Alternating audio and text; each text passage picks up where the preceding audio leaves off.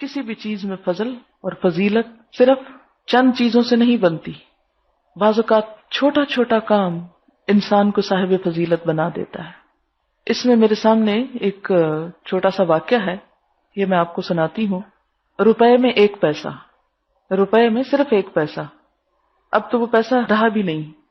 یہ ایک صاحب ہیں میاں ظفیر احمد، کراچی کے ہیں. انہوں نے ایک اخبار میں سچی سچی باتوں کے عنوان سے ایک اپنی کہانی بتائی، پڑھ کے سناتی ہوں. سب کے لیے اس میں بہت سیکھنے کی چیز ہے. یہ بھی فضیلت، کل ذی فضل فضلہ. تو یہ ذی فضل کون ہوتے ہیں اور ذی فضل کیسے بنا جاتا ہے، اس پہ تبصرہ کرتے ہوئے یہ بات ایڈ کر رہی ہوں. لکھتے ہیں، میرے گاؤں میں ایک خاتون تھی، منظور کی اماں. میری اماں بتاتی تھی کہ بیٹے جب یہ خاتون بیاہ کر آئی تھی تو اس گھر میں اتنی غربت تھی کہ 2 وقت چولہا مشکل سے جلتا تھا. مگر اس خاتون کے آنے کے بعد اس گھر کے حالات بدلنا شروع ہوئے. پورے گاؤں کے لوگ حیران ہیں کہ کیا ایسی بات ہوئی جو ان کی حد سے بگڑتی ہوئی معاشی اور گھریلو حالت میں اچانک اتنی تبدیلی آ گئی. کہاں تو مشکل سے 2 وقت کی روٹی نہیں ملتی تھی، کہاں یہ عالم ہے کہ کوئی سائل ضرورت مند اس خاتون کے گھر سے خالی ہاتھ نہیں جاتا. میں 9-10 سال کی عمر میں جب 1933 میں اپنے گاؤں سے تعلیم کی غرض سے کلکتہ آیا تو میں ایک بار اس خاتون کے میاں، جن کو میں نذیر چچا کہا کرتا تھا، ان کی دکان پر ملنے گیا. بچپن سے میری یہ عادت رہی ہے کہ جب میں کسی بات کو نہیں سمجھ پاتا تو اس کی ٹو میں لگا رہتا ہوں. نذیر چچا کی دکان کلکتہ شہر کے ایک ایسے علاقے میں تھی جو کوئی مشہور حقیقت نہیں رکھتا تھا. تب ان کی دکان کے سامنے لال دکی کھیل کا میدان تھا. اس کے پاس ہی ان کی ایک بہت چھوٹی سی پان بیڑی کی دکان تھی. میں جس وقت ان کی دکان پر گیا تھا 2 آدمی بیڑی بنانے میں مشغول تھے اور نذیر چچا پان بنانے اور لگانے میں. گاؤں میں ان کا گھر میرے پڑوس میں تھا. مل کر بہت خوش ہوتے. دکان میں اوپر بلا کر بٹھا لیا. باتوں باتوں میں نے ان سے پوچھا کہ چچا بس آپ کی یہی چھوٹی سی دکان ہے؟ بولے ہاں بیٹا، اللہ اسی میں خیر و برکت دیتا ہے. میں نے ان سے پوچھا پورے گاؤں میں یہ بات سب جانتے ہیں کہ آپ کے گھر سے کوئی خالی نہیں جاتا اور چچی سب سائلوں اور مانگنے والوں کو مٹھی بند کر کے ریزگاری دیتی ہیں، آخر یہ کیا بات ہے؟ بولے بیٹا وہ ایسا اس لیے کرتی ہیں کہ ان کے پاس ضرورت مندوں کو دینے کے لیے ریزگاری یعنی چینج ہوتا ہے، چھوٹے پیسے. اتنا کہہ کر نذیر چچا نے دکان میں آتے ہوئے ایک ٹن کے ڈبے کی طرف اشارہ کیا. وہ ڈبہ دیکھتے ہوئے جس دن سے یہ دکان کھولی ہے، اللہ کا نام لے کر اس روز سے آج تک میرا یہ معمول ہے کہ روز مرہ جو بکری ہوتی ہے تو شام کو اس کا حساب کر کے ہر روپے پر 1 پیسہ غریبوں کے لیے نکال کر اس ڈبے میں ڈال دیتا ہوں. جب یہ ڈبہ بھر جاتا ہے تو وہ تمہاری چچی کے پاس بھجوا دیتا ہوں. شروع دن سے آج تک میرا یہ روز مرہ کا معمول چلا آ رہا ہے.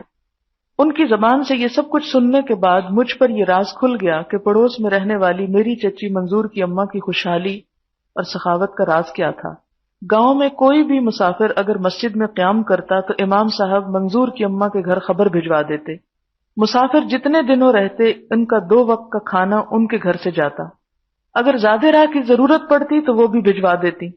نذیر چچا گھریلو اخراجات کے لیے ہر ماہ 300 سے 400 روپے بذریعہ منی آرڈر بھیجا کرتے تھے. آپ اندازہ کریں کہ یہ اس زمانے کی بات ہے جب اعلیٰ قسم کا چاول 1 روپے کا 10 سیر، گائے کا گوشت آج کے حساب سے 6 پیسے میں 1 سیر ملا کرتا تھا. ارزانی کے اس دور میں بھی گھر کے اخراجات 400 روپے ہوتے، وہ گھر کتنا خوشحال ہوگا. بقرعید کے زمانے میں قصاب گاؤں میں جھنڈ کے جھنڈ گائے بیل لے کر فروخت کرنے آتے. گاؤں پہنچ کر وہ سب سے پہلے چچی کے پاس جاتے، اس لیے کہ ان کو یہ معلوم تھا کہ قربانی کے لیے ان سے زیادہ موٹا تازہ جانور گاؤں میں کوئی اور نہیں خریدے گا. یہ اس گاؤں کا حال تھا جہاں بڑے بڑے زمیندار بھی تھے، اعلیٰ عہدوں پر فائز حضرات بھی، خان بہادر، ڈاکٹر، انجینئر بھی، مگر اللہ کی راہ میں دینے اور لوٹانے والی تو صرف میری پڑوس کی چچی ہی تھی. یہ نہ سمجھیے کہ ان کے دینے دلانے اور اللہ کی راہ میں خرچ کرنے کا سلسلہ صرف روپے میں 1 پیسے تک محدود تھا. جی نہیں، زکوٰۃ صدقات دینا اس پر مستضاد تھا. ایک ایسی خاتون کہ جب وہ اس گھر میں بیاہ کر آئی تو اس وقت 2 وقت کی روٹی مشکل سے نصیب تھی، اور وہ بھی ارزانی کے زمانے میں. وہ گھر اور اس گھر کی وہ خاتون گاؤں کی سب سے مخیر اور ضرورت مندوں کے کام آنے والی کیسے بن گئی، یعنی صاحب فضل کیسے بن گئی؟ اس راز کو سمجھنے اور پانے کے لیے ہم سب کو کوشش کرنی چاہیے. اس مخیر اور اللہ والی چچی یعنی منظور کی اماں سے میری آخری ملاقات 1946 میں ہوئی. تاریخ پاکستان سے واقف حضرات بخوبی جانتے ہیں کہ 1946 میں بہار میں بھیانک مسلم کش فسادات ہوئے۔ اللہ تعالیٰ نے اس زمانے میں مجھے فساد زدہ علاقوں میں مصیبت زدوں کی خدمت بجا لانے کے لیے موقع دیا۔ پٹنہ میں یہ خبر ملی کہ کلکتہ مسلم لیگ کے سیکرٹری جنرل اور کلکتہ میں مسلم لیگ کے آخری میر سید محمد عثمان مرحوم کے گاؤں آگا والی میں آ کر پناہ لینے والوں کے لیے راشن نہیں۔ مجھے ہدایت ہوئی کہ تم بہار شریف پہنچ کر آگا والی ریلیف پہنچانے کا بندوبست کرو۔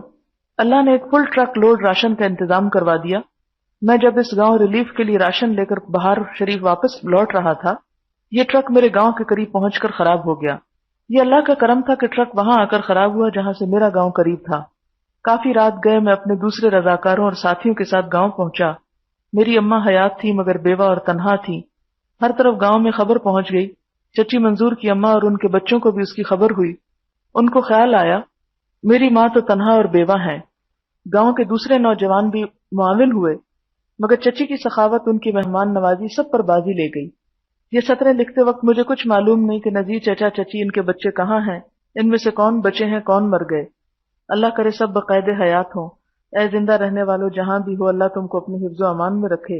اگر دنیا سے رخصت ہو گئے ہوں، اللہ ان کی نیکیوں کو ان کے بے حساب ثمر عطا فرمائے، اور اس گناہگار کو جو نصف صدی گزارنے کے بعد بھی ان کو نہیں بھلا سکا، ان سب کے نقش قدم پر چلنے کی توفیق